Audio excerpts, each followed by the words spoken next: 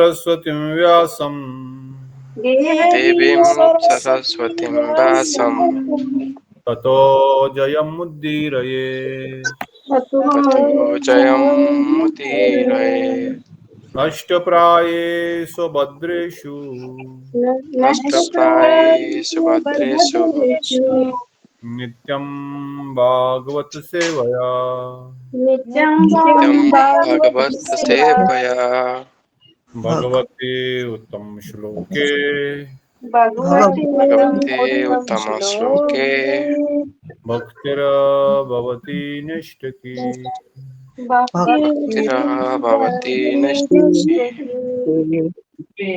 प्रथम परमराधि गुरुदेव लीला प्रविष्टुम विष्णुपाद परमहंस परिवजिकाचार्य वरष्टोत्र सत श्री श्रीमद भक्तिवेदांत नारायण गोस्वामी महाराज जी के अभय चरणों में असंख्य दंडवत प्रणाम करते हैं। उनके हेतु कृपा की प्रार्थना करते हैं। तत्पश्चात अभय चरणारविंद भक्तिवेदांत स्वामी प्रभुपाद समस्त रूपानुग गुरुवर्ग आचार्य के श्री भक्ति प्रज्ञान केशव गोस्वामी महाराज जगत गुरु भक्ति सिद्धांत ठाकुर प्रभुपाद समस्त प्रभुपाद परिकर वृंद समस्त रूपानुग गुरुवर्ग रूप सनातन भट्ट रघुनाथ श्री जीव गोपाल पटदास रघुनाथ षड गोस्वामी वृंद के चरणों में प्रणाम करते हैं। उनके हेतु कृपा की प्रार्थना सचिनंदन गौरहरि परम दयाल परम कृपाल नित्यानंद प्रभु अद्वैत ठाकुर गदाधर पंडित श्रीवास पंडित अद्वैत ठाकुर के चरणों में कोटि कोटि प्रणाम। उनके हेतु कृपा की प्रार्थना करते हैं। श्री श्री राधा गोविंद ललिता विशाखाजू श्री चंपक लता तुंग विद्या इंदुलेखा रंग देवी सुदेवी चित्रा सखी के चरणों में कोटि कोटि प्रणाम करते हैं। उनके हेतु कृपा की प्रार्थना समस्त मंजरी वृंद श्री वृंदावन धाम श्री नवदीप मायापुर धाम श्री गिरिराज गोवर्धन राधा कुंड श्याम कुंड जगन्नाथ बलदेव सुभद्रा सुदर्शन चक्र जगन्नाथपुरी को प्रणाम करते हुए उनके हेतु कृपा की प्रार्थना करते हैं।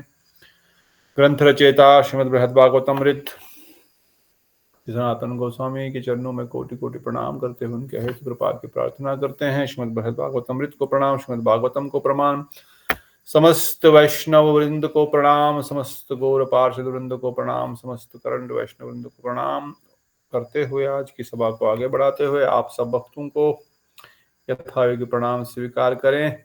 मोहन प्रभु जी, चंद्रकांता जी, हरे कृष्ण प्रभु जी, धन्यवाद प्रणाम। श्याम प्रणाम दीदी, प्रतिभा दीदी, प्रणाम प्रभु जी। हरे कृष्ण प्रणाम और कौन है रो मोहन प्रभु एंड रूप गोस्वामी प्रभु, समर्थ प्रभु और गीता दीदी, सबको हरे कृष्णा दंडवत प्रणाम। क्या हो रहा है इसको स्टॉप भी नहीं हो रहा शेयरिंग। और तो मेरा स्क्रीन दिख रहा है कुछ? क्या क्या दिख रहा है? नहीं, कुछ नहीं दिख रहा है। कुछ नहीं दिख रहा ना, अरे अटक गया।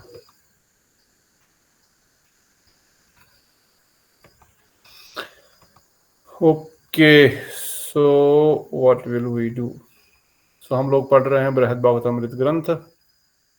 द्वितीय खंड में हमने प्रवेश किया हुआ है। द्वितीय खंड को तीसरे अध्याय में हम लोग है। तृतीय खंड के तीसरे अध्याय में गोप कुमार वृंदावन आया हुआ है। वृंदावन आकर के उनको गुरुदेव के दर्शन हुए। गुरुदेव के दर्शन पा करके गुरुदेव ने उनको क्या बताया? गुरुदेव ने फल मंत्र का अर्थ बताया, मंत्र अर्थ बताया और मंत्र को करते रहो। उसके बाद क्या हुआ?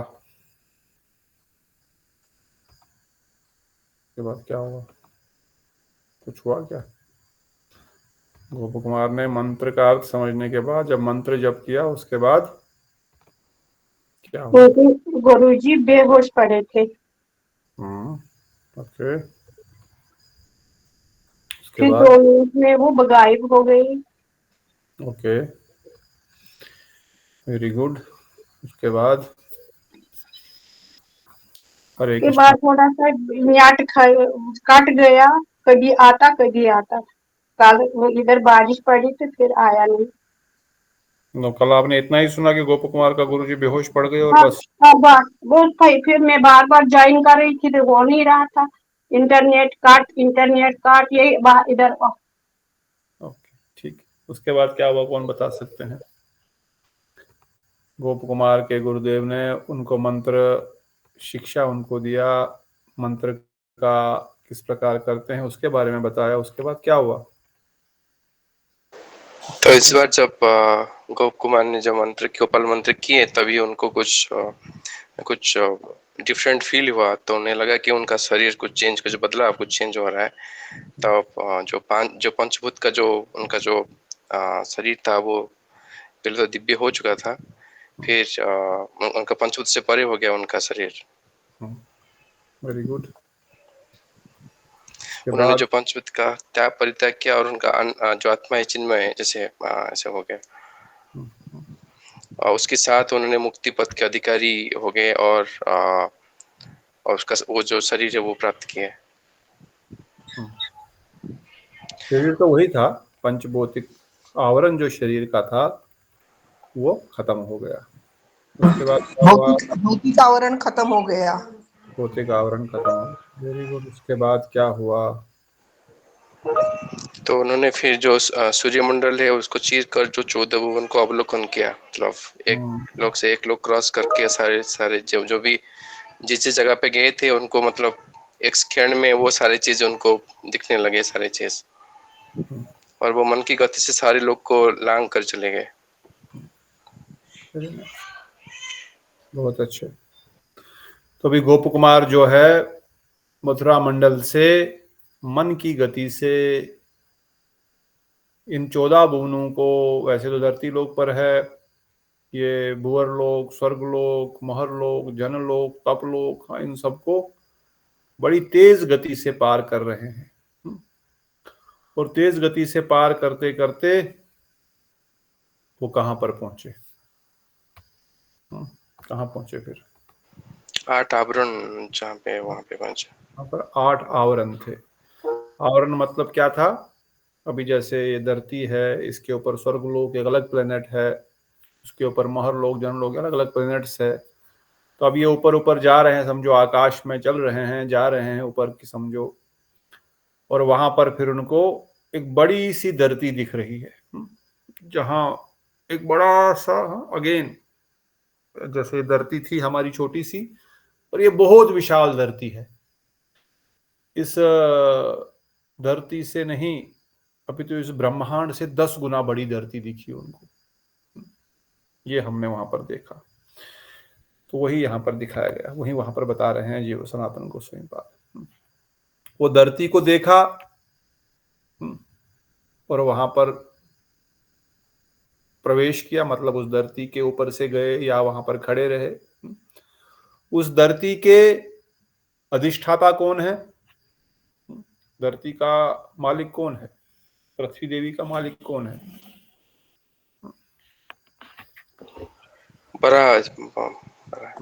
वामन महाराज। वरादेव क्यों है मालिक? शायद वो बराहदेव ने शायद भूमि को जल से प्रभु जी को बचाया था। वरादेव ने ही पाताल मिट्टी से को बाहर लेकर आए थे निकाला। वरदेव। वो जल में समा गई थी हम। परंतु ये वराहदेव बड़े विशाल थे। ये महाशूकर रूप वराहदेव है। और यहाँ पर इनका दर्शन करके वो देख रहे हैं कि इनके रोम कुपू में अनेक ब्रह्मांडों का वैभव घूम रहा है। ये खाली एक धरती इनके अंदर से नहीं आ रही है, इनके अंदर से बहुत सारे ब्रह्मांड निकल रहे हैं।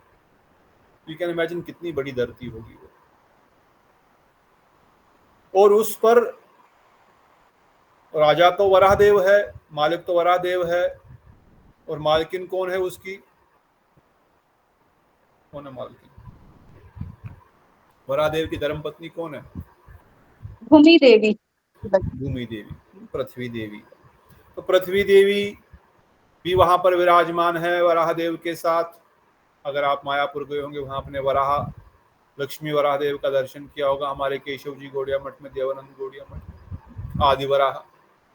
अगर आप मथुरा मंडल में दर्शन किए होंगे मथुरा का, तो वहां पे श्वेत वराह है, नील वराह है, आदि वराह है।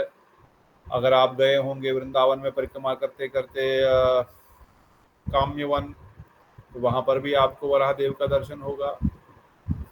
तो इस प्रकार से उन्होंने देखा ये पृथ्वी देवी बहुत सारे दुर्लभ वस्तुओं के साथ इन वराह देव का अर्चन कर रही थी, जो वस्तुएं इस धरती पर भी दुर्लभ है ना, धरती पर ही नहीं बल्कि इस ब्रह्मांड में पृथ्वी लोक से लेकर ब्रह्मलोक तक जो वस्तुएं गोप कुमार ने देखी, चाहे उन महर्षियों को यज्ञ करते हुए देखा, चाहे स्वर्ग में देखा, चाहे पृथ्वी लोक पर देखा,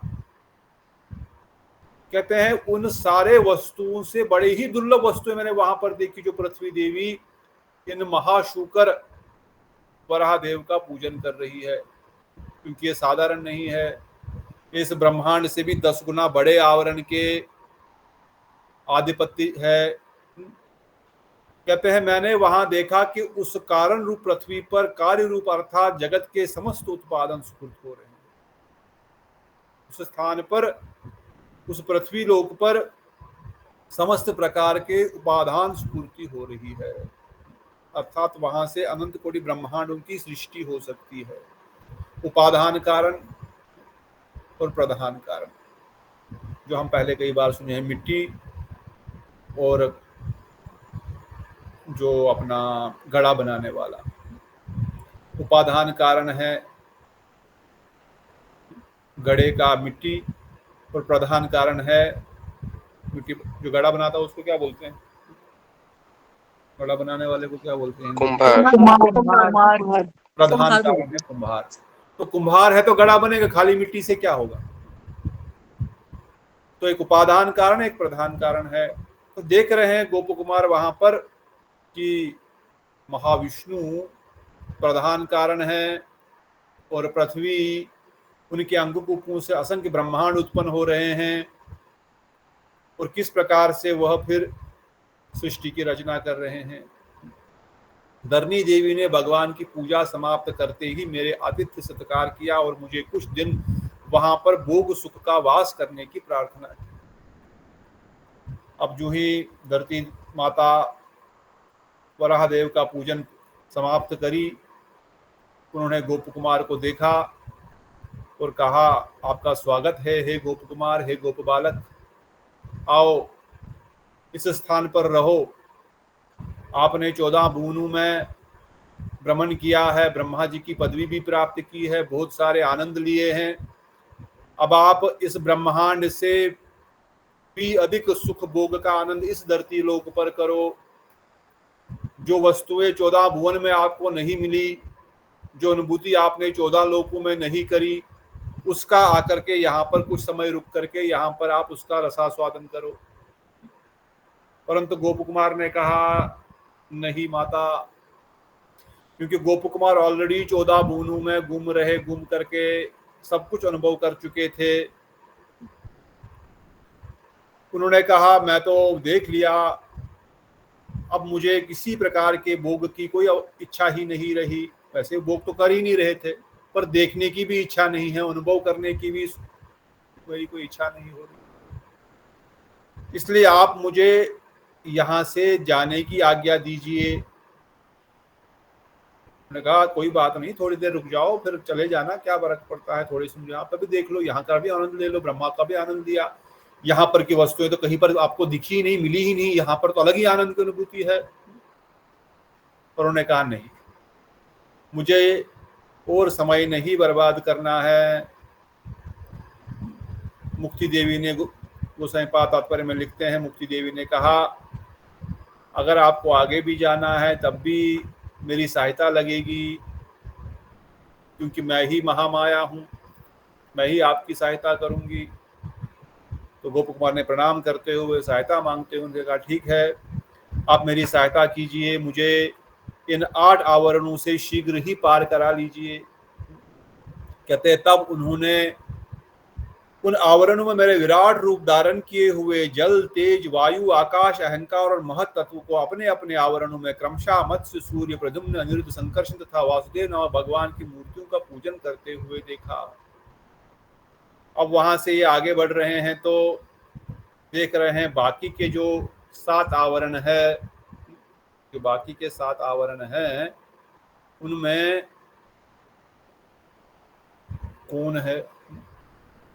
कहते हैं उन्होंने पहले पृथ्वी को देखा, फिर जल को देखा, जल का आवरण 10 गुना पृथ्वी से बड़ा था, फिर अग्नि का आवरण था, मतलब एक और लोक था अग्नि का, जहाँ चारों ओर बस आग ही आग थी।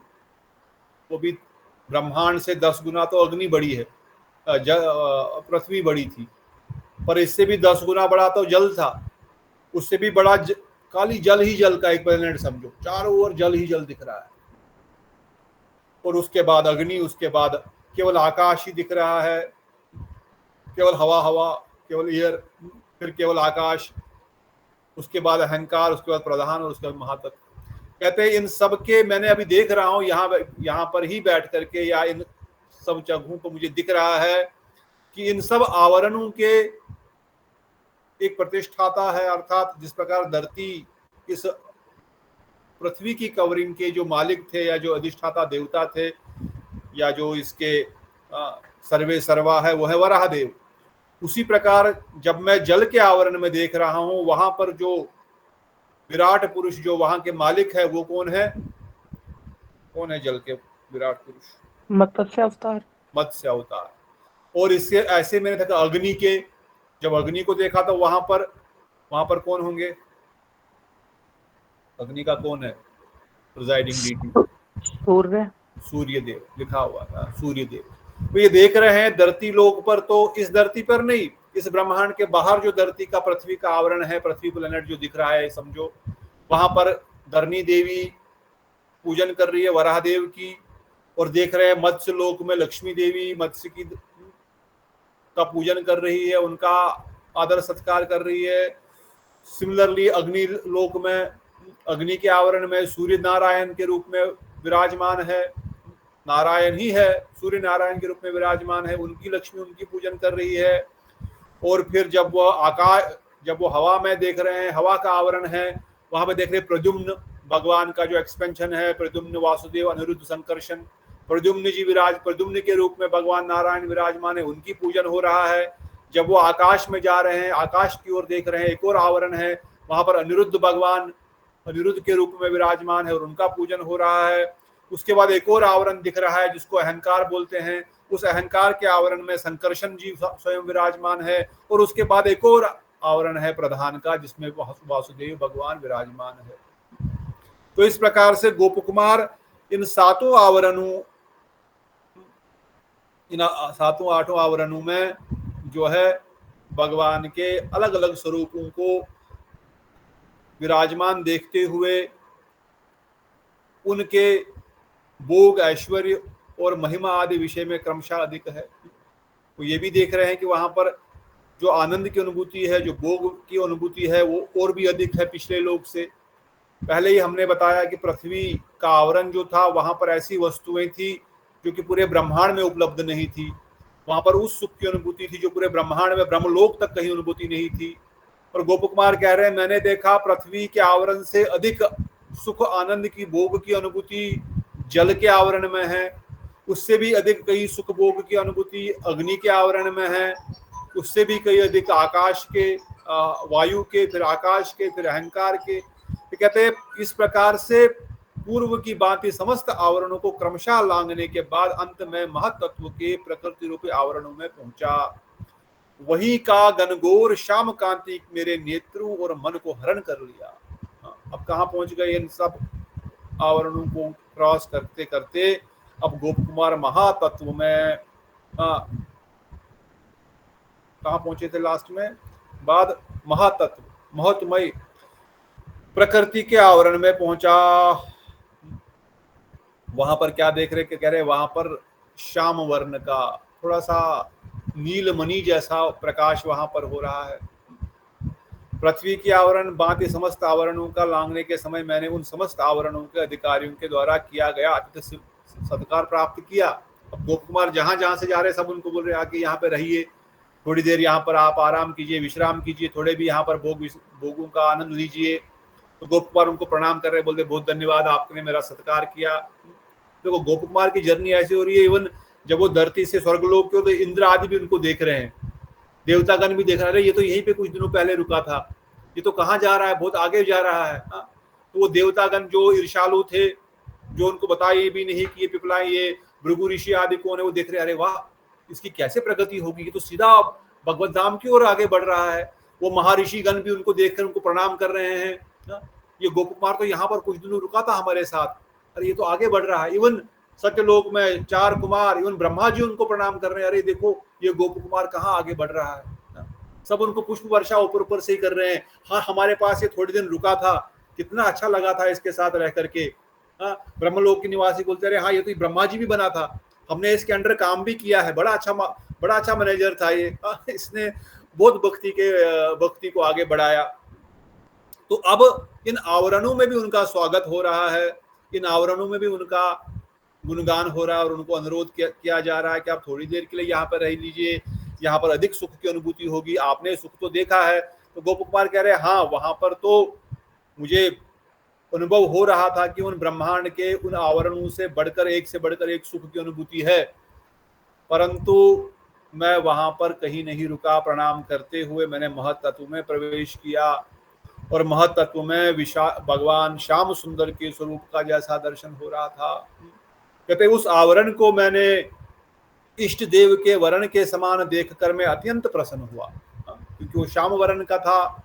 जैसे अगर आपने कोई ब्लू सफायर देखा होगा, नीलमणि जिसको बोलते हैं, अगर उसको अंधेरे में थोड़ा सा रखा जाए तो उसका जो प्रकाश निकलता है अंधेरा, क्या एक काला भी है, काला है भी नहीं, और ब्लूश भी है।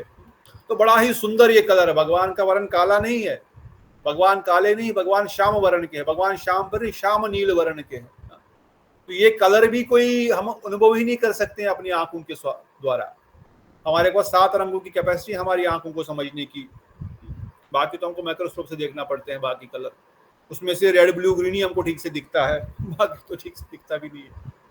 परंतु जो भगवान का श्याम जो अंग कांति है, उसका तो वर्णन करना ही असंभव है। इसलिए बताया गया श्याम नील वर्ण अंग कांति, ऐसा थोड़ा सा कुछ अनुभव कर सके कि कितना सुंदर वो होगा। नीला नीला, हल्का हल्का नीला, हल्का हल्का श्याम होगा, कितने सुंदर वो वर्ण होंगे। इसलिए गोप कुमार कह रहा है मुझे यहाँ पर बड़ा आनंद आ रहा था महत्त्व में। क्यों? क्योंकि मैंने यहाँ पर अपने इष्ट देव, अर्थात कौन है उनके इष्ट देव? मदन गोपाल, ब्रजेंद्र नंदन मदन गोपाल जैसा कलर मुझे दिख रहा है। मदन गोपाल का श्याम वर्ण है जो गुरुदेव ने वर्णन किया है ना। अब इनको पता लग गया, अब इनको ज्ञान की कमी नहीं है। अब गुरुदेव ने पहले ही बताया उनको कि भाई मंत्र क्या है, मंत्र का देवता कौन है, मंत्र किसको प्रदान करेगा, उनका स्वरूप क्या है, उनकी लीला, कुछ न कुछ गुरुदेव ने कुछ न कुछ संकेत और कुछ वचनों के द्वारा तो बताया, ऑलरेडी हम सुने पहले।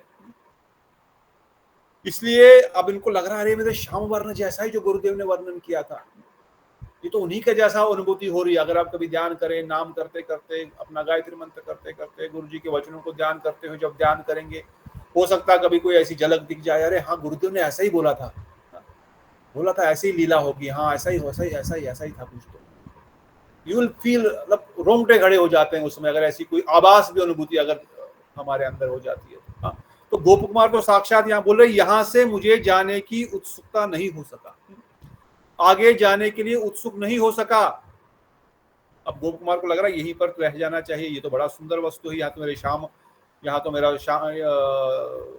नारायण ही है। पर गोस्वामी पाद वर्णन करते हैं, तब भगवान ने उस स्थान को, उस आवरण में प्रकृति देवी वहां विराजित श्री मोहिनी मूर्ति धारण अपने ईश्वर की पूजा समाप्त कर मनोहर वेश में मेरे सामने उपस्थित हुई। इस महत्त्व में कौन है विराजमान? यहाँ पर महत्त्व का प्रतिष्ठाता कौन था?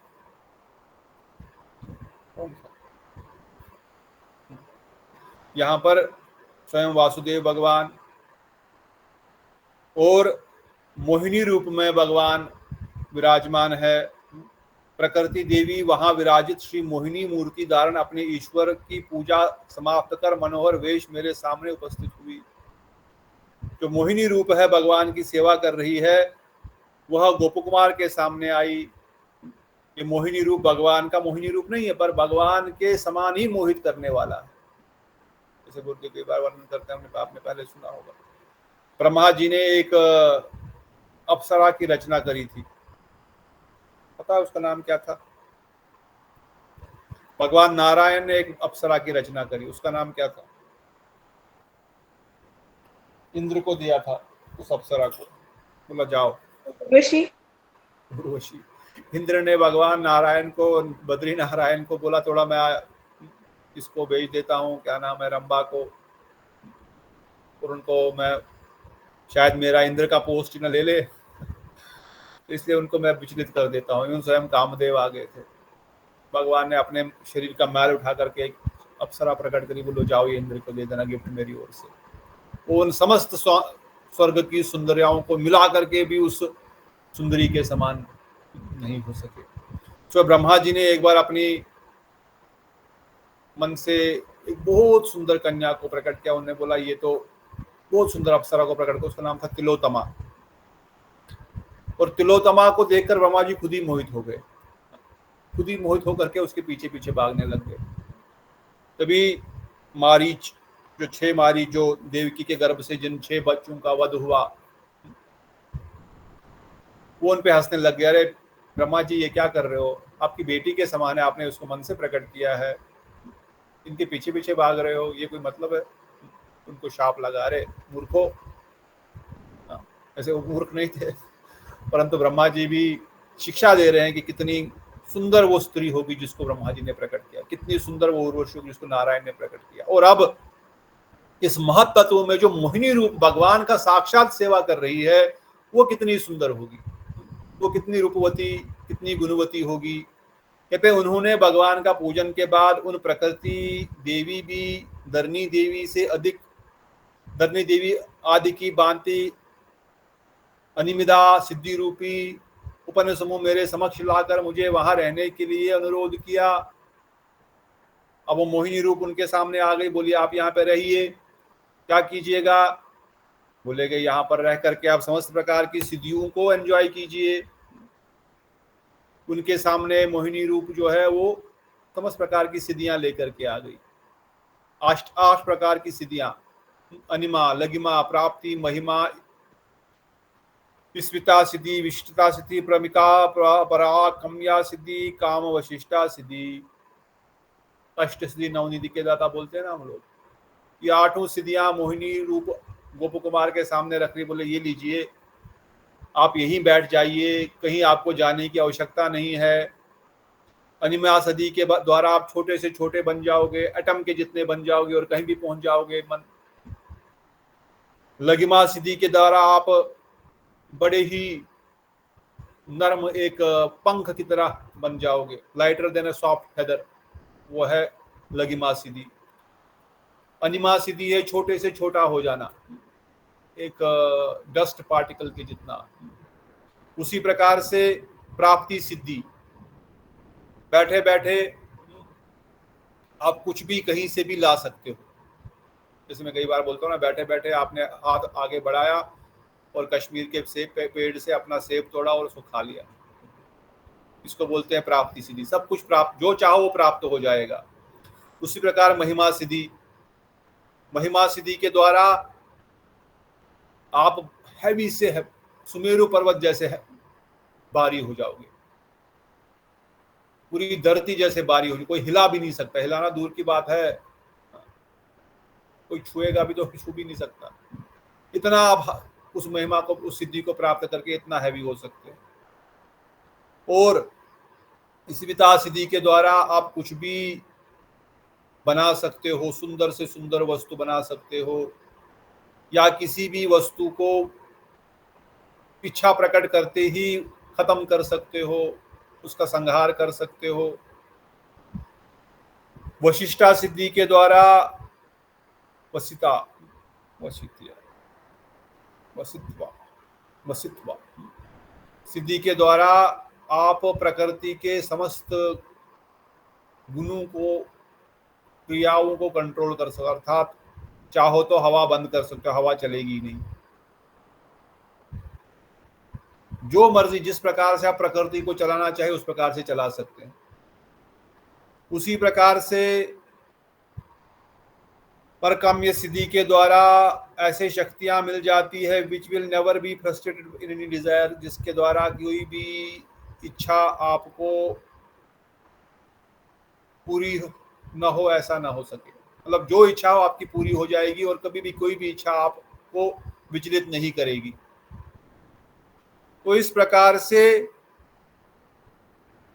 अंतिम सिद्धि अष्ट सिद्धि काम वशिष्ठा सिद्धि, अर्थात जिसके द्वारा आप कोई भी स्वरूप, कोई भी अपने आप को फुटबॉल की तरह बना लो, डंडे की तरह बना दो, कोई भी अपने आप को आप किसी भी रूप को धारण कर सकते हो, जो आपके मन में इच्छा आई वो धारण हो गया। तो ये सिद्धियों के लिए लोग बहुत मेहनत करते हैं, जन्म जन्मांतर मेहनत करते हैं, कई हजारों करोड़ों वर्षों तक, युगों तक बैठ करके तपस्या करते हैं हमको ये सिद्धियां मिल जाए। परंतु गोप कुमार के सामने ये सारी सिद्धियां प्रकट हो गई, मोहिनी रूप उनके सामने आ रही, बोल रही है हे गोप कुमार यहाँ पे रहिए, ये रखिए, सब सिद्धियां लीजिए, जो सिद्धि आपको चाहिए अपने चरणों में आपके समर्पित है, इसको प्रयोग कीजिए और आनंद लीजिए।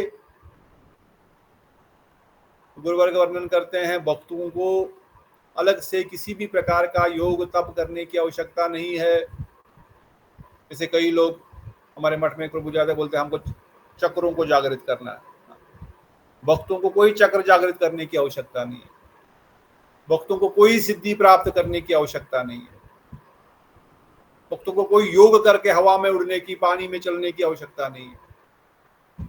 गोप कुमार के सामने तो हाथ जोड़ करके खड़ी है, कोई तपस्या करी उन्होंने, कोई एक टांग पे खड़े हुए, कुछ नहीं, केवल अपने गोपाल मंत्र का जप कर रहे हैं, केवल अपने नाम का जप कर रहे हैं। मंत्र जप के प्रभाव से सिद्धियां खुद उनके चरणों में आकर के गिर गई है।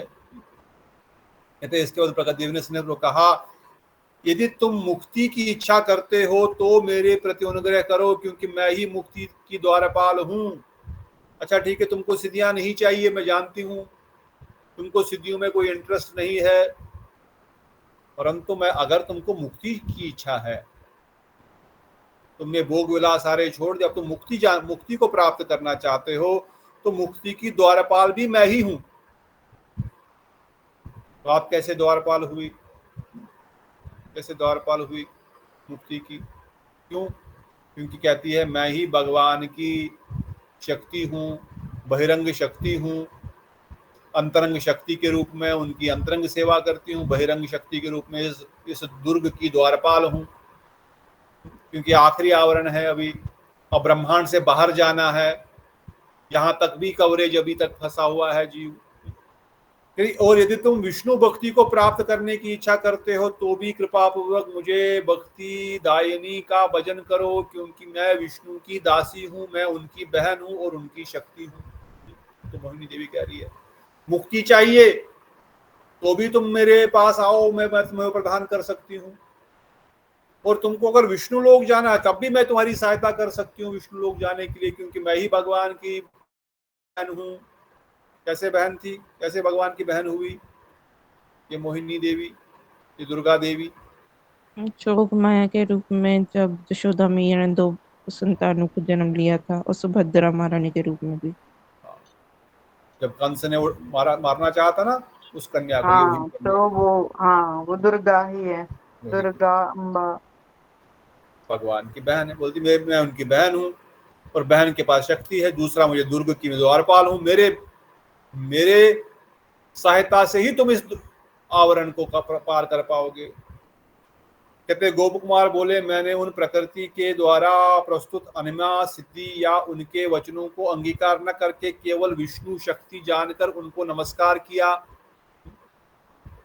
उनके पास बहुत सारी सिद्धियां हैं, इससे मुझे कोई फर्क नहीं पड़ता, गोप कुमार बोल रहे हैं, परंतु वो भगवान विष्णु की सेविका है। उन्होंने कहा मैं विष्णु की सेविका हूँ, उनकी बहन हूँ, मैं उनकी दासी हूँ।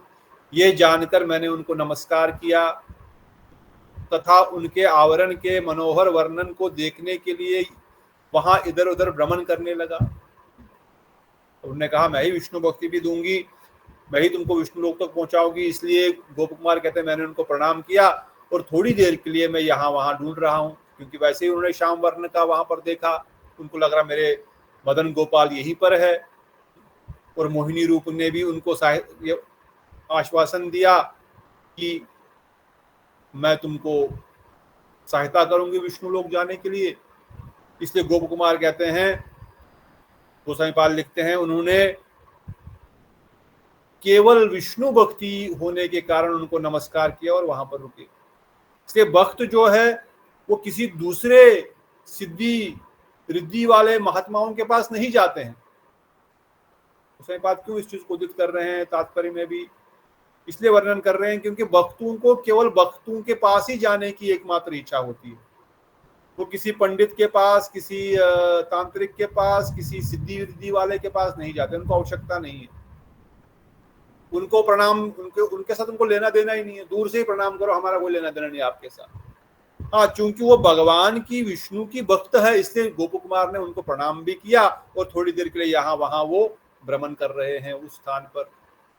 इसलिए वैष्णु भक्तों को, भगवान हरि के भक्तों को, गौड़ीय वैष्णवों को कोई कहीं किसी के पास जाने की आवश्यकता नहीं है।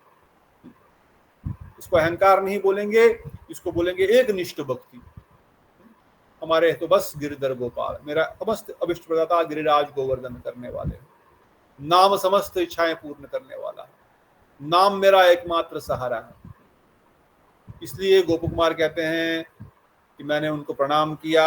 स्थूल प्रधान रूपी देह से युक्त उपाधि रहित अग्नित जीव उस मनोरम आवरण का उपभोग कर रहे थे और वह प्रकृति भी स्थूल सूक्ष्म कार्य कारण के भी लक्षण अधिकतर वैभव प्रकट कर स्वयं प्रकाशमान थी।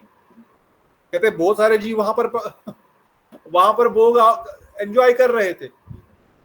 गोसाईपाल लिखते हैं कि भाई इतना सब मेहनत करने के बाद, ब्रह्मलोक को क्रॉस करने के बाद भी, पृथ्वी जल अग्नि आयु आकाश इन सब आवरणों को क्रॉस करने के बाद भी कई सारे जीव यहाँ पर फंस जाते हैं कि सारी सिद्धियां मिल जाती है, इतनी सुंदर मोहिनी देवी का सानिध्य प्राप्त हो जाता है। तो कहते गोप कुमार वहां पर बहुत सारे जीव स्थूल और सूक्ष्म रूप से किसी न किसी प्रकार से वहां पर निवास करके आनंद की अनुभूति कर रहे थे। क्या कहते हैं, वह प्रधान रूपी आवरण समस्त प्रकार के स्थूल सूक्ष्म और कार्यकारिणी दासी से भी अधिकतम महिमा युक्त होने के कारण स्वयं ही प्रकाशमान था और अर्थात समस्त प्रपंच का कारण स्वरूप था।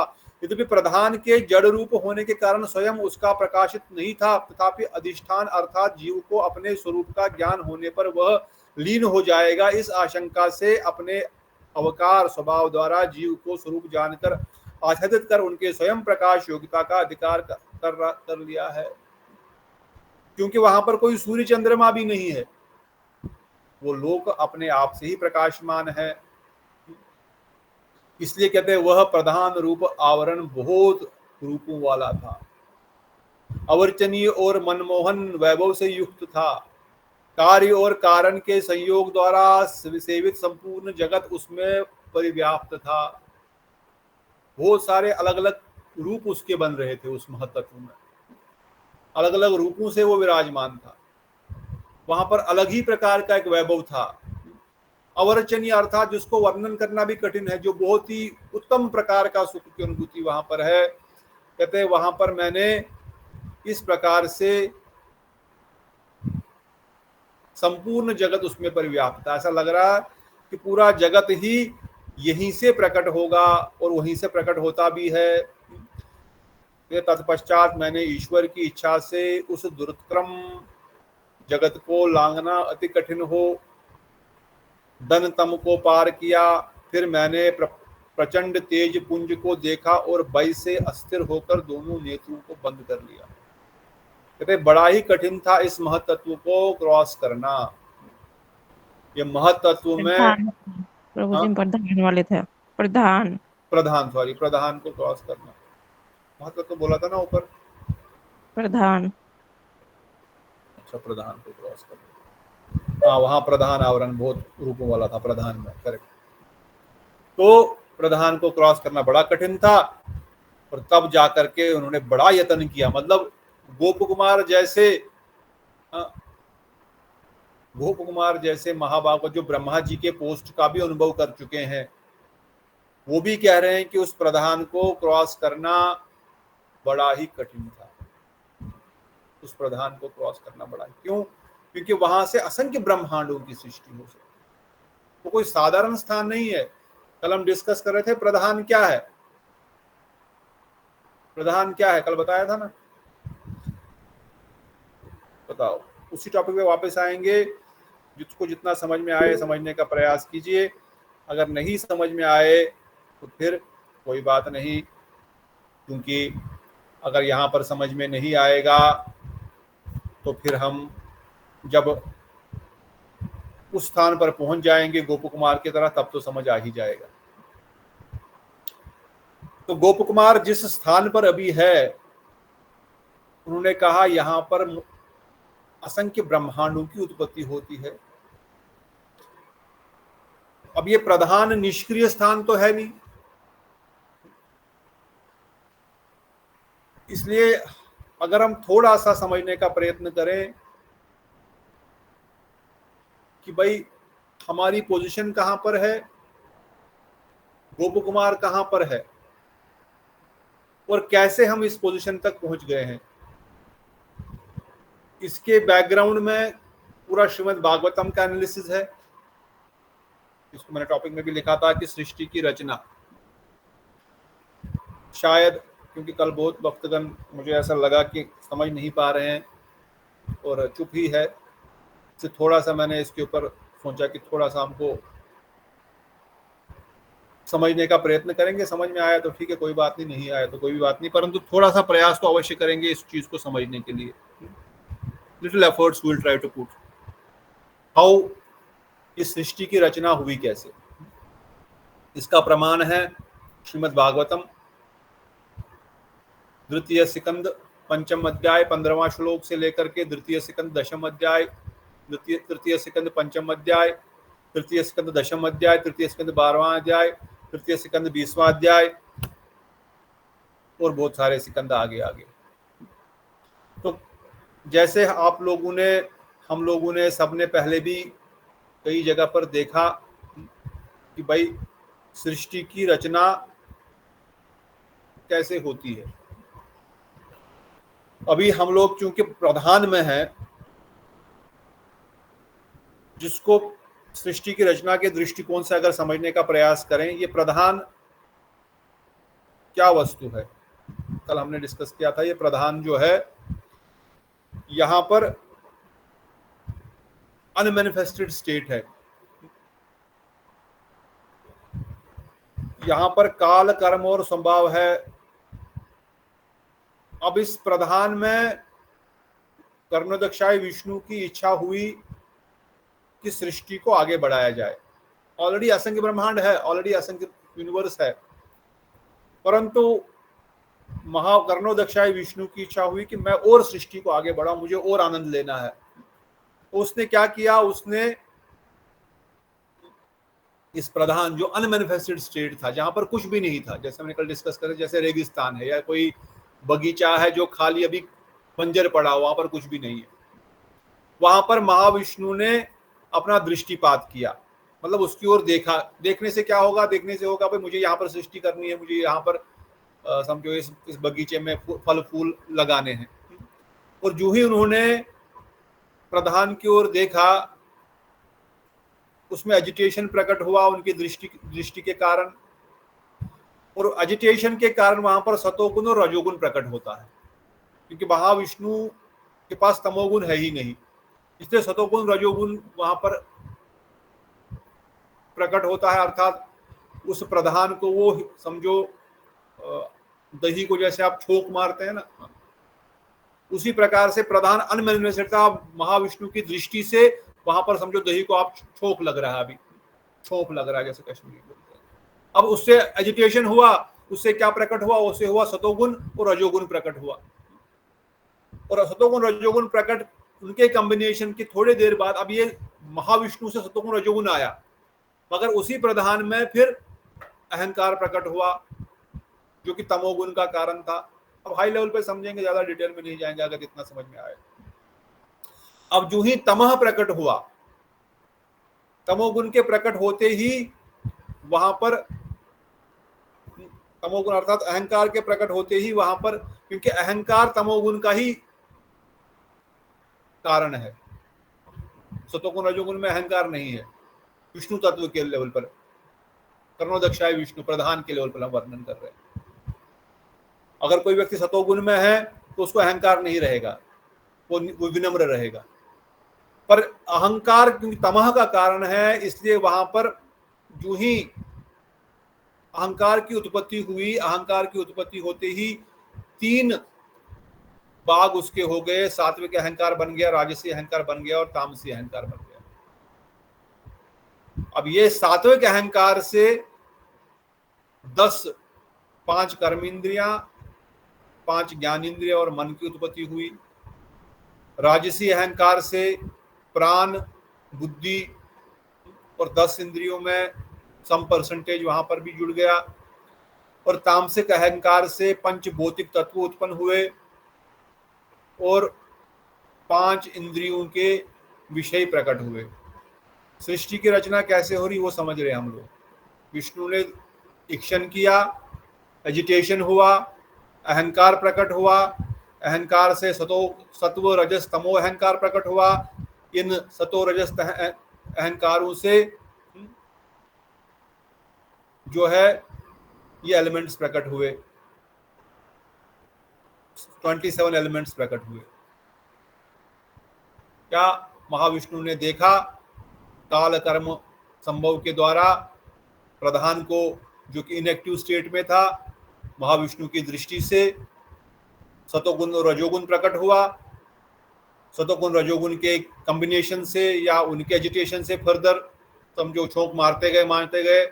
अब वहां से तमोगुण की उत्पत्ति हुई या तमस की उत्पत्ति हुई। तमस के द्वारा फिर सात्विक अहंकार, राजस अहंकार, तामसिक अहंकार, जिसको बोलते हैं ज्ञान शक्ति, क्रिया शक्ति और द्रव्य शक्ति की उत्पत्ति हुई।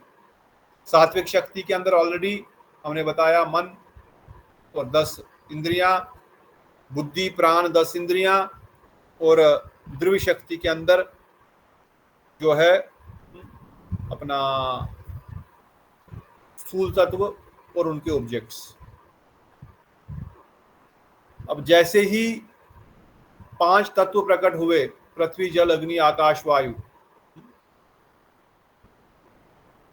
उन्हीं के अनुरूप हवा को हम कैसे फील कर सकते हैं? टच से फील कर सकते हैं उसका ऑब्जेक्ट, और थ्रू स्किन अनुभव कैसे होगा?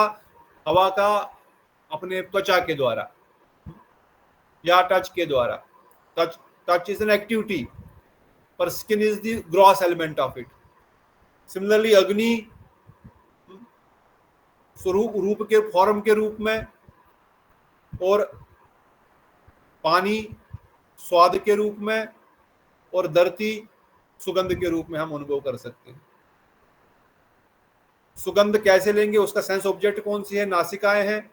टेस्ट करने का सेंस ऑब्जेक्ट कौन सा है? जीवा है। देखने का सेंस ऑब्जेक्ट कौन सा है? आंख है। और टच करने का सेंस ऑब्जेक्ट कौन सा है? स्किन है। मतलब उसके द्वारा हम उसको अनुभव कर सकते हैं। उसी प्रकार से उनके अधिष्ठाता देवता भी है, वायु है, वायुदेव, हवा का, टच का या स्किन का, आंखों का सूर्य, जीवा का वरुण, और नासिका का अश्विनी कुमार। उसी प्रकार से हमारी जो वॉइस, जो आवाज प्रकट हुई, जो उसका कंट्रोलिंग देवता है अग्नि, हमारे हाथों का इंद्र, टांगों का उपेंद्र, और जनेंद्रियों का कौन है ये? मैं भूल गया, आई थिंक मेरू। उसी प्रकार से मन को वश में करने के लिए, या मन का जो प्रिजाइडिंग डीटी है वो है चंद्र। अगर किसी का मन चंचल है तो चंद्र का प्रणाम करो, चंद्र का पूजन करो, चंद्र का पूजन कर, भगवान का ही पूजन करो। अगर बुद्धि प्रकांड करनी है तो ब्रह्मा जी, मिथ्या अहंकार का रुद्र, और शुद्ध चेतना का भगवान विष्णु। तो इस प्रकार से श्री हरि ने अपनी इच्छन मात्र से, अपनी दृष्टिपात से इन 24 तत्वों को प्रकट किया, इंद्रियों को प्रकट किया, ग्रॉस एलिमेंट्स को प्रकट किया, सूक्ष्म तत्व को प्रकट किया, स्थूल तत्व को प्रकट किया, मन बुद्धि अहंकार को प्रकट किया। अब प्रकट तो किया, इन सब तत्वों को प्रकट किया, पर प्रकट करने के बाद ये तत्व करेंगे तो करेंगे क्या? तत्व तो प्रकट हुए पर इनमें कोई प्राण थोड़ी है। इसलिए ये महत तत्व, अहंकार, प्राण, मन, बुद्धि, ये इंद्रियां, ये निष्क्रिय थी। निष्क्रिय होने के कारण भगवान श्री विष्णु इनमें खुद प्रवेश कर गए, क्योंकि ये निष्क्रिय है। उनमें प्रवेश करने के द्वारा इनमें जान आ गई, भगवान इनके अंदर प्रवेश कर गए। अब जो ही इनके अंदर प्रवेश भगवान कर गए, इन्हीं के मिक्सचर से अगेन ये सारे तत्व फिर से मिल रहे हैं, अलग हो रहे हैं। जो ही ये जो एजिटेशन वहां पर चल रहा है, उस एजिटेशन के कारण असंख्य ब्रह्मांडों की उत्पत्ति हो रही है। वहां पर असंख्य ब्रह्मांडों की उत्पत्ति हो रही है, एक दो नहीं, हजारों ब्रह्मांड उत्पन्न हो रहे हैं। इसलिए बताया गया था कि किस प्रकार से भगवान के अंग कूपू से असंख्य ब्रह्मांडों की उत्पत्ति हो रही है, कैसे हो रही है, उसका प्रोसेस यहाँ पर ऐसे बताया गया है। ठीक है, थोड़ा बहुत समझ में आ रहा है कि नहीं? ये तो सिंपल ही है, समझ में आ रहा है कि? हाँ जी प्रभु जी। Very good.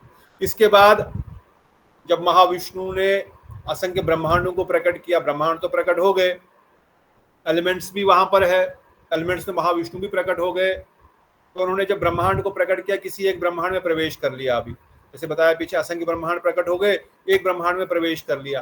प्रवेश करके वहां पे है ही नहीं कुछ, इसलिए उन्होंने अपने पसीने से या अपने आप से ही उन्होंने आधे ब्रह्मांड को पानी से भर दिया और आधे ब्रह्मांड को खाली आकाश छोड़ दिया। तो आधा पानी भर दिया, आधा आकाश के लिए छोड़ दिया। तो अब इसमें 24 एलिमेंट्स भी है इस ब्रह्मांड में, उसके बाद आकाश भी है। और जब इसको पानी से भर दिया तो सोचे चलो थोड़ा रेस्ट कर लेता हूँ। रेस्ट करने के लिए लेट गए, इसी गर्भ सागर में गर्भदक्षाई विष्णु लेट गए। और लेट गए तो शेषनाग पर लेटते हैं। उन्होंने इतने सारे ब्रह्मांडों को प्रकट किया, वहां पर विराजमान भी हो गए। और अब इनकी इच्छा है कि नहीं, थोड़ा और विस्तार किया जाए सृष्टि का, भाई थोड़ा और विस्तार किया जाए। अच्छा, क्या विस्तार करना है जी? अपने कमल नावल से एक कमल का फूल को प्रकट किया, कमल के फूल में ब्रह्मा जी को प्रकट किया। ये एक ब्रह्मांड की ऐसी सिचुएशन है। ऐसे असंख्य ब्रह्मांडों में वो कर रहे हैं, जैसे पीछे बताया उन्होंने, universe 1, universe 2, universe 4, universe 100, universe infinity. ऐसे असंख्य ब्रह्मांडों में वो साइमल्टेनियसली कर रहे हैं, because he wants to enjoy more and more. He is the supreme personality of godhead. अब जो ही उन्होंने अपने कमल नाल से ब्रह्मा जी को प्रकट किया, ब्रह्मा जी को प्रकट करके भी करेंगे क्या? बोला ठीक है, 3 लोग बनाते हैं, भू भू और सुहा, इनमें जीवों को प्रकट कराएंगे यहाँ पर। बोला नहीं, 3 लोगों से क्या होगा, ये तो बहुत कम है, 14 भुवनों को प्रकट कर देता हूं। चलो इस कमल नाल के अंदर 14 भुवनों को प्रकट किया, जो हमने ऑलरेडी सुना, पाताल, रसातल, महातल, तलातल, सुतल, वितल, अतल, भूर, भुआ, सुहा, महर लोग, जन लोग, तप लोग, सत्य लोग। और सबसे ऊपर के लोग में ब्रह्मा जी को बिठा दिया।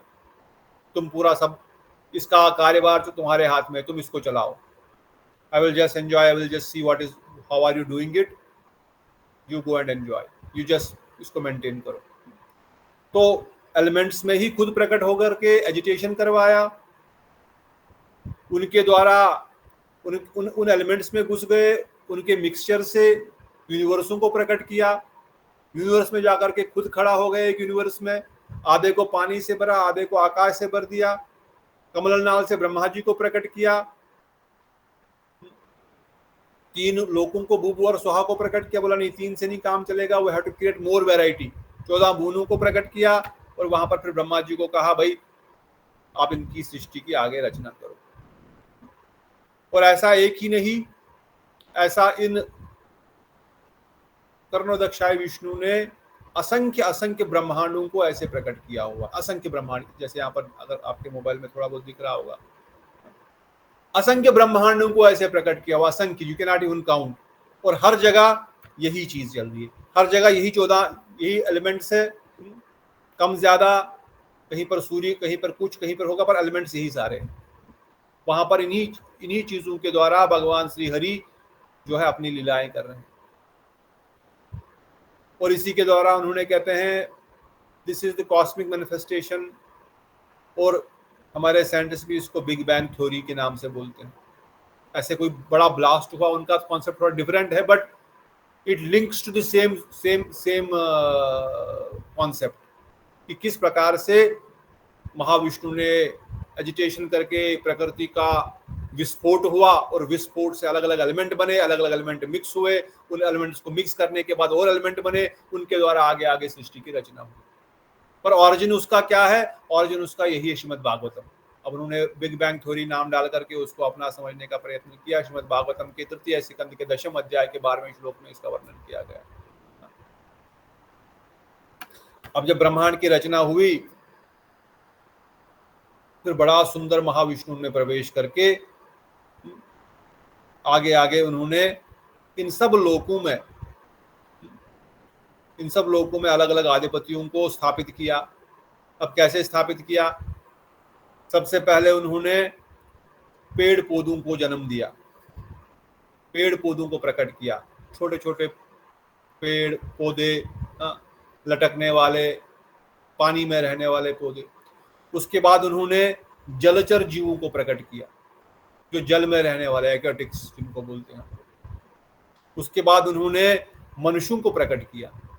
कौन से मनुष्यों को प्रकट किया? ये जो मनुष्य आपको दिख रहे हैं फोटो में, जो गधे की तरह सुबह से शाम तक भाग रहे हैं, यहाँ वहां वहां यहाँ यहाँ वहां वहां। इनका केवल एकमात्र लक्ष्य है eating, meeting, sleeping and defending. उसके बाद उन्होंने देवताओं को प्रकट किया, या देव पुरुषों को प्रकट किया। इस धरती पर भी बुद्धिमतांग व्यक्तियों को प्रकट किया। बुद्धिमतांग वही है, बुद्धिमान वही है जो भगवान का भजन करता है। वो अंत में श्रीमद् भागवतम के वर्णन कर रहे हैं। उसके बाद 4 कुमारों को, रुद्रों को, मारीचीगण, प्रजापतिगण, पहले अपने मानस पुत्रों को ब्रह्मा जी के द्वारा प्रकट करवाया। ये सब उनकी सेकेंडरी क्रिएशन हुई। ये secondary creation, first creation is his own through agitation, second creation he did through Brahma के द्वारा कराया। धर्म, अधर्म, वाक, कर धर्म, धर्म अधर्म, इनका वर्णन आप श्रीमद् भागवतम के 3रे अध्याय में डिटेल में पढ़ सकते हैं।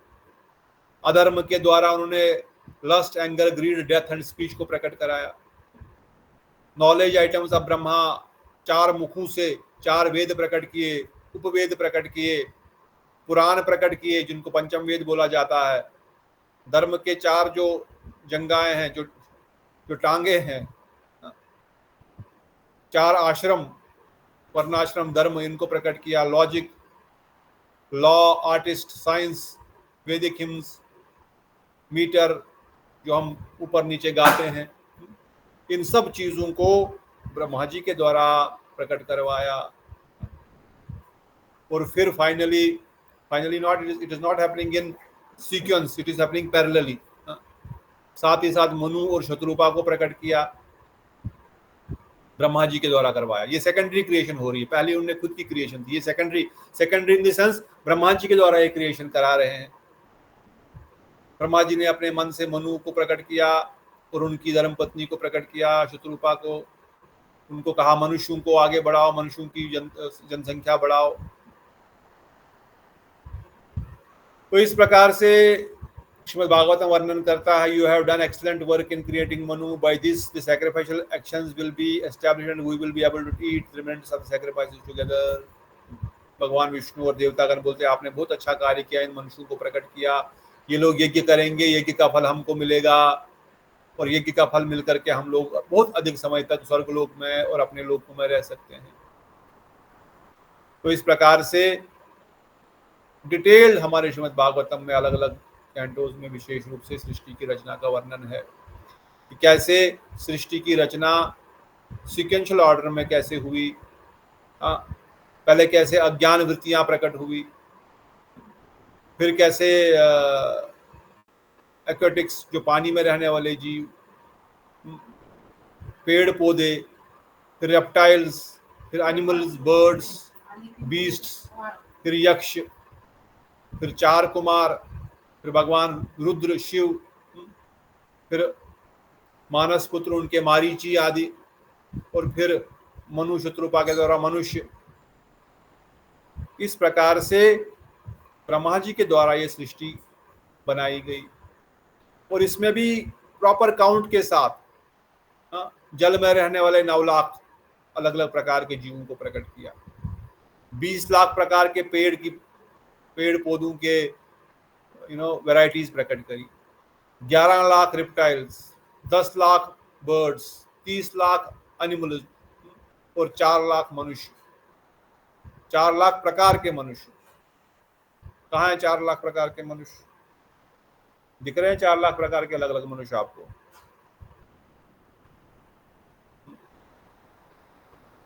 नहीं दिख रहे हैं क्या? 4 लाख के मनुष्य प्रकार किस प्रकार से डिवीजन किया गया, ये प्रश्न है। या सब लोग उनके हाइट के, उनके मतलब उनकी माइंड की प्रवृत्ति के, मतलब उनकी प्रवृत्ति के आधार पर, धर्म के आधार पर, ऐसे उनकी कॉन्शियसनेस कितनी डेवलप्ड है, वो कितना कृष्ण कॉन्शियस है, वो कितना भक्ति में है। ऐसे 4 लाख मनुष्य के योनियां हैं। कहते हैं इस प्रकार से ब्रह्मा जी के द्वारा पुरुष और स्त्री प्रकट कराए गए मनुष्य रूपा, और फिर उन्होंने, क्योंकि ये मानसिक पुत्र प्रकट करना बड़ा तपस्या का कार्य है, इसमें बहुत मेहनत, एक एक मानस पुत्र को प्रकट करने के लिए ब्रह्मा जी को बहुत मेहनत लगती थी। इसलिए उन्होंने एक प्रोसेस किया, पुरुष स्त्री के संभोग के द्वारा आगे सृष्टि की रचना होगी। ये बड़ा इजी प्रोसेस होगा क्योंकि इसमें मन का ज्यादा, इसमें बॉडी का ज्यादा इन्वॉल्वमेंट होगा। तो इस प्रकार से सृष्टि की रचना आगे बढ़ी। कहते हैं creation will till the end of Brahma's day. और ये सृष्टि कब तक रहेगी? ये ब्रह्मा जी का एक दिन तक रहेगी ये सृष्टि। इन सब का डिटेल श्रीमद् भागवतम में देवहूति, प्रसूति, आकुति के जो उनका जनरेशन से दिया गया है, या उत्तान पात का जो फैमिली ट्री उससे बताया गया है, ब्रह्मा जी से लेकर के फिर कैसे प्रजापति, उत्तान पात और आगे आगे क्रिएशन आगे हुई। आप श्रीमद् भागवतम के 4थे स्कंद को पढ़ सकते हैं, या प्रियव्रत की जनरेशन को पढ़ सकते हैं, इवन राम जी की जनरेशन को पढ़ सकते हैं, कहाँ से शुरू हुआ सूर्यवंश, कहाँ शुरू हुआ चंद्रवंश। तो भागवतम सब क्लियर बता रहा है कि कहाँ से ब्रह्मा जी ने किसको प्रकट किया, उसके बाद कौन, सबके नाम दिए गए हैं, सबके नाम दिए गए हैं वहां पर। हमारे भी नाम कहीं ना कहीं गर्ग संहिता में होंगे, अगर आप जाकर पढ़ेंगे तो। आपका मेरा नाम भी गर्ग संहिता में लिखा हुआ है कि इस स्थान पर, इस परिवार में, इस गोत्र में ये व्यक्ति जन्म लेगा। ऐसे पंडित आज भी अवेलेबल है जो आपको बताएंगे आपका पूरा पूर्वज और आपका फ्यूचर, आप कहाँ जन्म लिए, कहाँ, बस आप अपना डेट ऑफ बर्थ उनको दे दो या बस अपना नाम बता दो। और कई पंडित तो खाली अंगूठे का प्रिंट भेजो, शांति प्रभु एक बार वो थे, एक बार अंगूठे का प्रिंट बस देना है, वो होता ना किसके ऊपर, वो इंक के ऊपर छाप करके अंगूठे का प्रिंट दे दो, आपका नाम, पिता का नाम, सब कुछ बता देगा, कहाँ पैदा हुआ, कहाँ कर रहा, कहाँ खा रहा, कहाँ जॉब कर रहा, कितना पैसा, बैंक बैलेंस, इसको बता देंगे। ये भी शास्त्र है, ये भी साइंस है। तो इस प्रकार से एवरीथिंग इज डिफाइंड। इस प्रकार से प्रकृति की सृष्टि का जो प्रोसेस हुआ, जो पार्ट ब्रह्मा जी के द्वारा क्रिएट हुआ और जो पार्ट भगवान विष्णु के द्वारा क्रिएट हुआ, अल्टीमेटली ब्रह्मा जी को भी भगवान विष्णु ने ही शक्ति प्रदान करी, उसी का वर्णन आगे आगे श्रीमद् भागवतम वर्णन करता है कि प्राकृतिक सृष्टि जो है वो भगवान महाविष्णु प्रथम पुरुष प्रकट करते हैं ब्रह्मा जी के प्रकट होने से पहले। वो प्राकृतिक सृष्टि, अर्थात कि जितने भी उन्होंने एलिमेंट्स प्रकट किए, ये महातत्व को एजिटेट किया, वो प्रोसेस, उसको बोलते हैं प्राकृतिक सृष्टि। फिर जो नैमित्तिक सृष्टि है, सेकेंडरी क्रिएशन, जिसके द्वारा जीव के शरीर प्रकट हुए, 24 एलिमेंट प्रकट हुए, ये सब ब्रह्मा जी के द्वारा कराया at the beginning of Brahma's day. फिर जो नित्य सृष्टि हो रही है, डेली जो क्रिएशन हो रही है, बच्चे पैदा हो रहे हैं, कुत्ते बिल्ली मनुष्य पशु पक्षी what ever you call it, ये ब्रह्मा जी ने फर्दर एक प्रोसेस बना के रख दिया कि इसके द्वारा ये बच्चे आगे पैदा होंगे। थोड़ा ज्यादा ये अगर सर के ऊपर से जा रहा तो कोई बात नहीं, आज के दिन बर्दाश्त कर लो, जिनको समझ में आ रहा है उनको समझने दो। बाकी हम कल तो ऑलरेडी तो हम लोग आवरणों को क्रॉस करके अभी मुक्ति लोक के दर्शन कर ही रहे, प्रकाश पुंज का दर्शन कर ही रहे, परंतु हमको ये समझना चाहिए कि सृष्टि, हम लोग की पोजीशन क्या है, at least we can understand what is our position. कितना विशाल हमारा ये विज्ञान है, हम कहाँ पर पढ़ रहे हैं, किस में समय बर्बाद कर रहे हैं।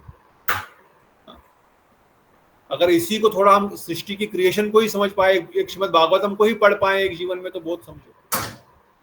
इसी बार मुझे बता रहे थे कि भाई हम लोग तो कथा कीर्तन करते हैं पर हमको पता ही नहीं है शास्त्र क्या है।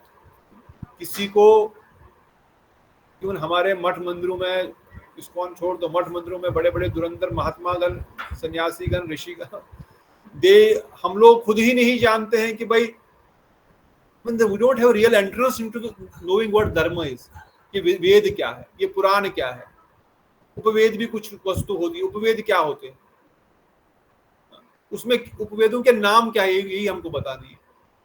उसमें लिखा क्या हो तो दूर की बात है। ऑल्दो मैं डिबेट कर रहा था कि हमको जाना क्यों है उस रास्ते, हमको क्या करना है उन सब जगहों पर जा करके, पढ़ करके, समझ करके। हम तो अपने भक्ति शास्त्र के ग्रंथों को ही नहीं पढ़ने का समय ही नहीं है हमको तो उज्ज्वल नीलमणि पढ़ना है, हमको तो ललित माधव, विदग्ध माधव, हंसदूत पढ़ना है। हमको क्या करना है, उपवेद क्या है या जो यजुर्वेद में क्या लिखा है या अथर्ववेद में क्या लिखा है, नहीं, हमको नहीं करना है उससे। कुछ लोग बता रहे थे, परंतु कम से कम पता तो कि हमारा सनातन धर्म है क्या वस्तु।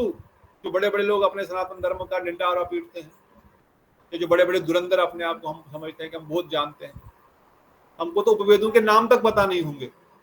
108 पुराण, 18 पुराण, 108 उपनिषदों के नाम तक नहीं पता, उसके अंदर लिखा क्या तो दूर की बात है। 108 उपनिषदों के नाम अगर कोई बता दे तो आज ही उसको 108 क्या 108 सोने के सिक्के दिए जाएंगे यहीं पर। इसलिए थोड़ा सा मैंने इस टॉपिक को आज टच किया कि सृष्टि की रचना, क्योंकि हम कल थोड़ा सा स्ट्रगल कर रहे थे कि महातत्व क्या वस्तु है, ये प्रधान क्या वस्तु है, ये आवरण क्या है। इसे थोड़ा सा हम प्रवेश किए कि किस प्रकार से भगवान विष्णु के द्वारा सृष्टि की रचना हुई है। पहले एलिमेंट्स की, यूनिवर्सेस की, उसके अंदर फिर ब्रह्मा जी को प्रकट करके सेकेंडरी क्रिएशन करने की, और ब्रह्मा जी के द्वारा फिर एक प्रोसेस एस्टैब्लिश करके नित्य क्रिया, नित्य सृष्टि करने की, जो इस धरती पर आज भी हो रही है, कल भी होती रही, चलती रहेगी और चलती रहेगी। कब तक चलती रहेगी? जब तक चलती रहेगी। समय हो गया क्या? ब्रह्मा जी का एक दिन खत्म ब्रह्मा नहीं जी होता। का एक दिन, ब्रह्मा जी का जब एक दिन खत्म होगा तब ये सारे जीव खत्म हो जाएंगे। इसको बोलेंगे नित्य प्रलय। नित्य प्रलय मतलब रोज प्रलय हो रहा है, रोज जीव जगत से जा रहे हैं, कोई आ रहा है, कोई जा रहा है, कोई पैदा हो रहा है, कोई मर रहा है। इसको बोलते हैं नित्य प्रलय। उसके बाद नैमित्तिक प्रलय होगा, जहां पर destruction of god bodies of all living entities up to Dhruvaloka, Swargaloka, Maharlok तक। महरलोक के जीव तो नहीं, पर स्वर्गलोक। इसको बोलेंगे नैमित्तिक प्रलय। ये कब होगा? ब्रह्मा जी का जब एक दिन पूर्ण होगा। नित्य प्रलय तो रोज ही हो रहा, रोज ही प्रलय हो रहा, रोज ही जीव जा रहे हैं, हजारों लाखों लोग रोज मर रहे हैं इस धरती पर, और हजारों प्रकट भी हो रहे हैं। इसलिए नित्य क्रिया, नित्य सृष्टि रोज हो रही है, नित्य प्रलय भी रोज हो रहा है। नैमित्तिक सृष्टि ब्रह्मा जी ने स्टार्टिंग में करी है अपने दिन की शुरुआत में, और उसका प्रलय भी ब्रह्मा जी के दिन के अंत में होगा।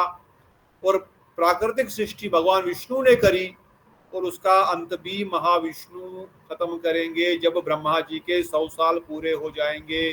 तब ये 24 एलिमेंट, 24 तत्व वापस महाविष्णु में समा जाएंगे। ये जो 10 कर्म इंद्रियां, ज्ञान इंद्रियां, मन, अहंकार, देन स्थूल तत्व, सूक्ष्म तत्व, ये सब वापस भगवान विष्णु के अंदर चले जाएंगे, जिसको बोलेंगे हम प्राकृतिक प्रलय। और हम ऑलरेडी जानते हैं ब्रह्मा जी का जीवन किस प्रकार से है, एक दिन उनका कितना बड़ा है, एक रात्रि कितनी बड़ी है, उनका एक मनवंत्र कितना बड़ा है, दिव्य युग कितना बड़ा है। और अंत में भगवान वर्णन करते हैं, भाई इतना सारा कॉम्प्लेक्स ब्रह्मांड बनाया तो क्यों बनाया, हमको समझने में ही इतना टफ हो रहा है, तो आपने इसको बनाया क्यों? इसका उत्तर आपको श्रीमद् भागवतम के 9वें सिकंद, 11वें सिकंद, 10वें सिकंद और 12वें सिकंद में मिलेगा। क्यों बनाया भाई? बोल रहे एक ही चीज के लिए बनाया, इन समरी, इन शॉर्ट, ये बद्ध जीव जो इस जगत में आए हुए हैं, इनको कैसे यहाँ से वापस भगवत धाम में लेके जाया जा सके। अरे पहले ही क्यों नहीं लेके गया, प्रश्न आया था। बोले पहले इसलिए नहीं लेके गया क्योंकि इनको भोग करने की इच्छा है। जो गोप कुमार को बार बार प्रलोभन दिया जा रहा है, आओ रहो मजे करो, और गोप कुमार बुद्धिमान है, वो बोल रहे मुझे मजे नहीं करने हैं जो मजे आप मुझे देना चाहते हो, क्योंकि इसमें तो कोई मजा है ही नहीं।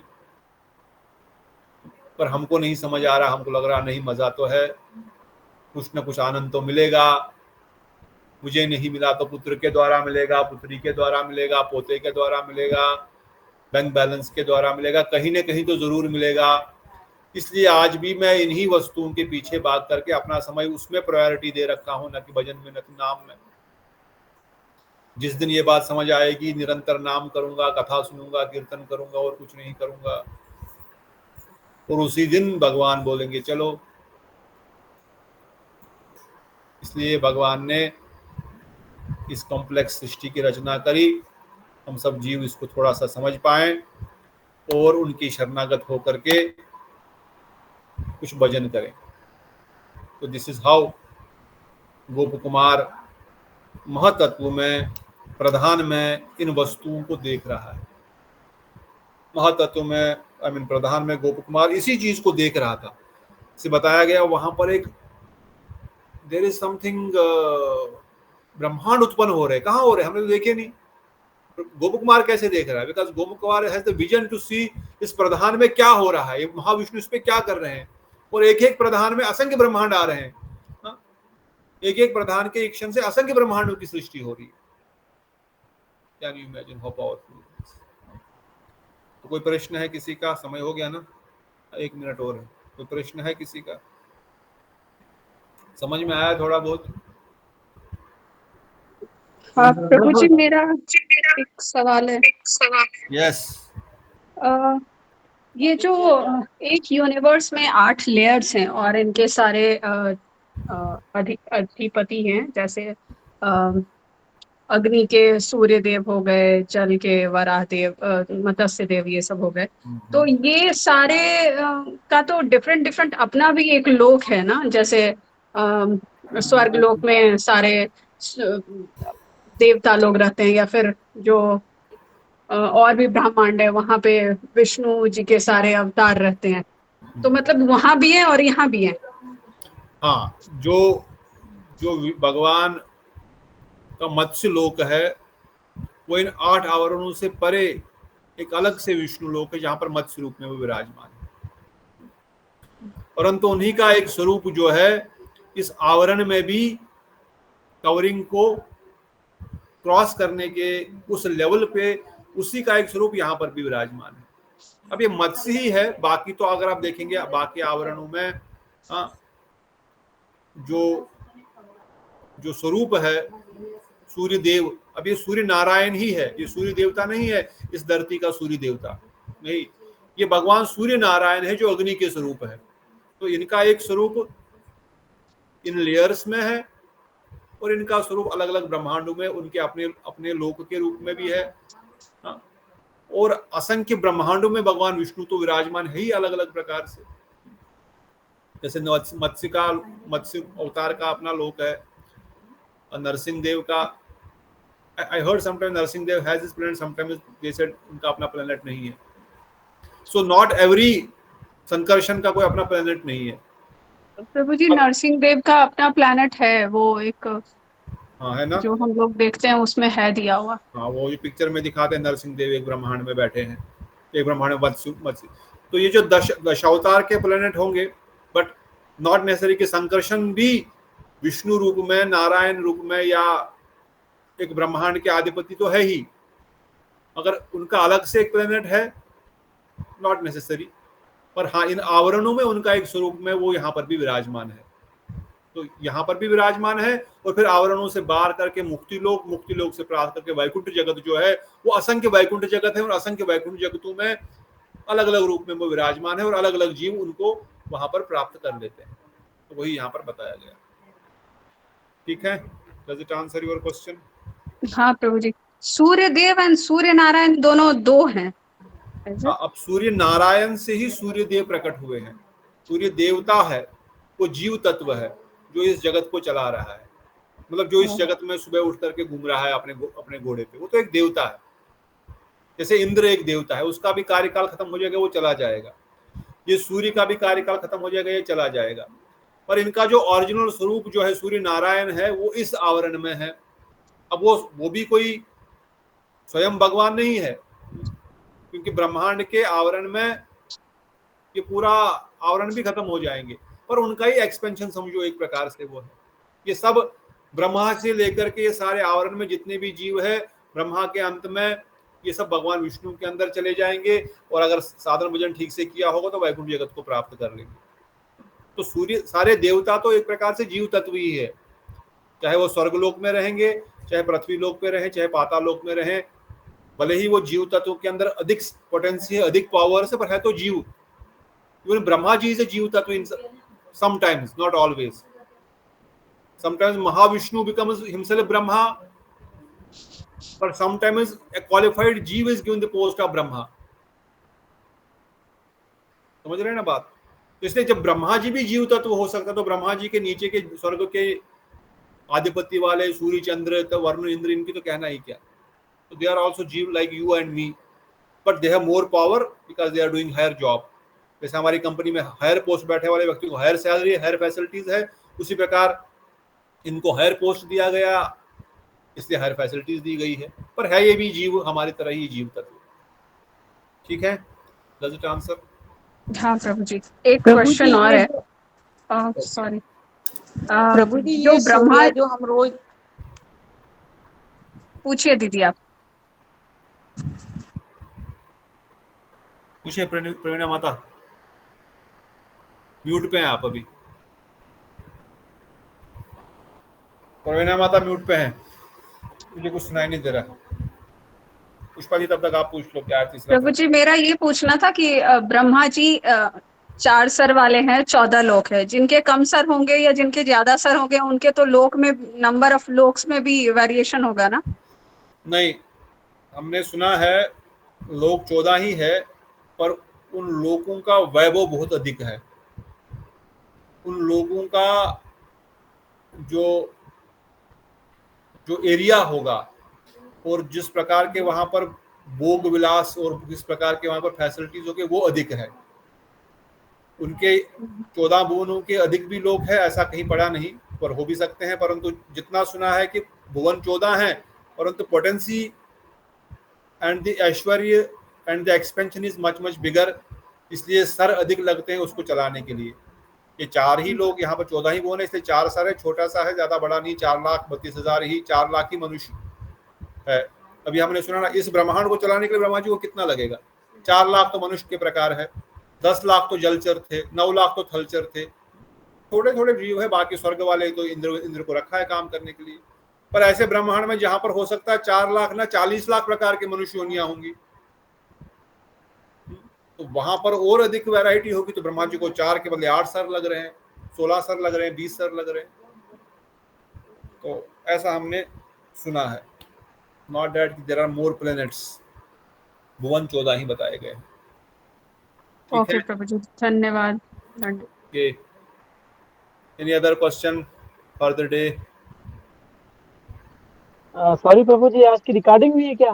आज मैं थोड़ा रिकॉर्डिंग हुई होगी, श्याम सुंदर प्रभु जी मेहनत कर रहे हैं, रिकॉर्डिंग करते रहते हैं। श्याम सुंदर प्रभु रिकॉर्डिंग करके भेज देना, थोड़ा ध्यान से सुनना, स्लो सुनना, बहुत ज्यादा प्रभु जी भेज दीजिए आज। रिकॉर्डिंग है शाम से। तो प्रभु जी ग्रुप में, इसी ग्रुप में भेजेंगे या हाँ, पर्सनल इसी नंबर ग्रुप में कैसे? भेजते हैं, कल का भी भेजा है, आज भी भेज देंगे। आज प्लीज आज या भेज कल दीजिए, भेज देंगे। धन्यवाद। ठीक है। थोड़ा सा ये अगर ये तत्व ठीक से समझ में भी नहीं आए तो कोई चिंता नहीं, मगर खाली इस टॉपिक को बताने का तात्पर्य इतना ही था कि गोप कुमार की जर्नी में और हमारी जर्नी में हमको कितना आगे जाना है, और हमारे पास कितनी बड़ा मौका मिला है, लिफ्ट मिली है, जहां से हम लोग इन सारे ब्रह्मांडों को क्रॉस करके भगवत धाम को प्राप्त कर सकते हैं। इतनी बात अगर समझ आ गया तो बोलते हैं बेड़ा पार। बोलिए मोहन प्रभु जी। प्रभु जी एक क्वेश्चन था, वो जब बात कर रहे थे ना कौन तो सही विष्णु, जब सत्वगुण और रजोगुण जो प्रकट हुआ, तभी वो अहंकार कहाँ से आया फिर? वो तो अहंकार कहाँ से आया? विदाउट अहंकार प्राकृतिक सृष्टि की रचना नहीं हो सकती। अब ये कहाँ से आया? अल्टीमेटली भगवान शंकर ने इसको सपोर्ट किया और इसकी सृष्टि हुई सतोगुण रजोगुण के मिश्रण से। भगवान ने एजिटेशन से सतोगुण रजोगुण को तमो प्रकट किया, मगर सतोगुण रजोगुण जब एक दूसरे से मिक्स हो गया वो तत्व में, तो तमोगुण क्या अहंकार का प्रकट हो गया। अब क्यों? क्योंकि रजोगुण में आदान प्रदान की भावना है, सतोगुण में शांति की भावना है। अब इसके मिश्रण से जीव ने कहीं, क्योंकि सृष्टि की रचना करनी है और वो तमोगुण के बगैर होगी नहीं, क्योंकि तमोगुण से ही प्रलय होगा, और जब जो सृष्टि की रचना करी जिसका प्रलय होना है, इसलिए वहां पर तमोगुण का होना बहुत जरूरी है। इसलिए भगवान विष्णु के लोगों में तमोगुण अहंकार है ही नहीं, वहां केवल सतोगुण, वहां सतोगुण भी नहीं है, वहां पर शुद्ध सत्व है। पर इस जगत में सतोगुण रजोगुण तमोगुण है, और जो हम सतोगुण रजोगुण तमोगुण कहते हैं वो एक्चुअली तमोगुण या अहंकार का ही एक्सपेंशन है, नॉट द शुद्ध सत्व। शुद्ध सत्व तो उससे पहले प्रकट हुआ था। तो where it come from? It came from the agitation of सतोगुण और रजोगुण। That is the answer। ठीक है। तो यही है, डिटेल में और भी हो सकता है, भागवत में और थोड़ा डीप पूछना पड़ेगा। ठीक है, और कोई प्रश्न आखिरी? कल छुट्टी है, सैटरडे है, तो बहुत समय हो गया है। मैं तो कुछ ना कुछ बहाने से समय अधिक लेता रहता हूँ, और आप सब लोग जुड़े रहे, इस कॉम्प्लेक्स तत्व को समझने का प्रयास किया। कोई प्रश्न होगा तो कल से पूछ सकते हैं। तब तक के लिए श्रीमद् बृहद भागवतम ग्रंथ की जय, श्रीमद् भागवतम की जय, सचदेव गोस्वामी की जय, गोविंद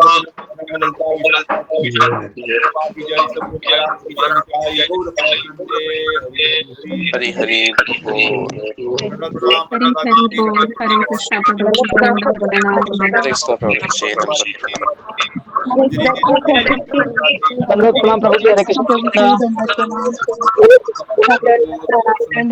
माधवी दीदी, कोशी दीदी, हरे कृष्ण प्रभु जी दंडवत प्रणाम। दीदी दंडवत प्रणाम। वेलकम बैक श्रेया दीदी, पता नहीं कब ज्वाइन किए, पर जब भी ज्वाइन किए welcome back and see you every day. Gaura Premanande, Hari Hari Hari Hari Hari बोल। हरि हरि बोल। जय जय श्री राधे राधे जय चंद्रकांता जी, श्री राधे।